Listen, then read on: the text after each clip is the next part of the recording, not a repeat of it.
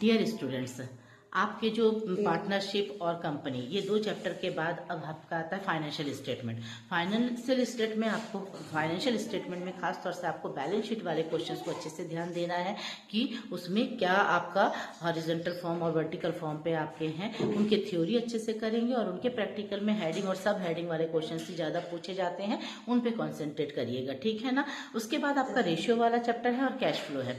Ratio वाले में आपके जो जितने भी रेशियो हैं उनके फॉर्मूलेस अच्छे से लर्न कर लीजिएगा और करंट रेशियो, लिक्विड रेशियो और डेब्ट इक्विटी रेशियो, ग्रॉस प्रॉफिट और नेट प्रॉफिट, इन सब क्वेश्चंस को अच्छी तरीके से देख लीजिएगा। फिर है आपका कैश फ्लो स्टेटमेंट।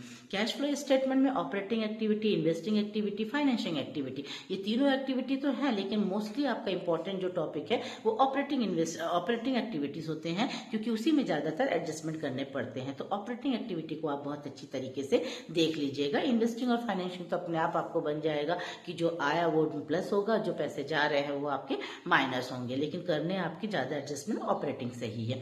अब ये जो पोर्शन है इसमें कम मार्क्स के होते हैं जो पार्टनरशिप और कंपनी के कंपेयर में, लेकिन ये पार्ट जो है इसमें मोस्टली आपके थ्योरी आते हैं, तो इनके थ्योरी आपको बिल्कुल मिस नहीं करने हैं। पूरे के पूरे थ्योरी आपको बहुत अच्छी तरीके से लर्न करने पड़ेंगे, क्योंकि यहाँ पर प्रैक्टिकल क्वेश्चंस तो आते ही हैं, लेकिन थ्योरी जो है वो 2 मार्क्स या 3 मार्क्स में ज्यादातर ये चैप्टर के क्वेश्चन, थ्योरी क्वेश्चन जो है वो आपके पूछे जाते हैं, ठीक है।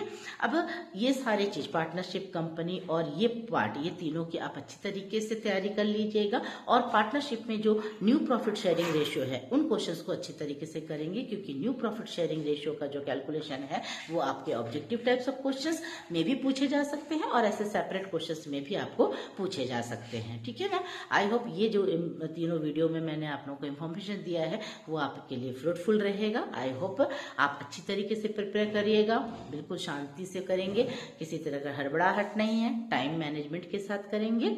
All the best.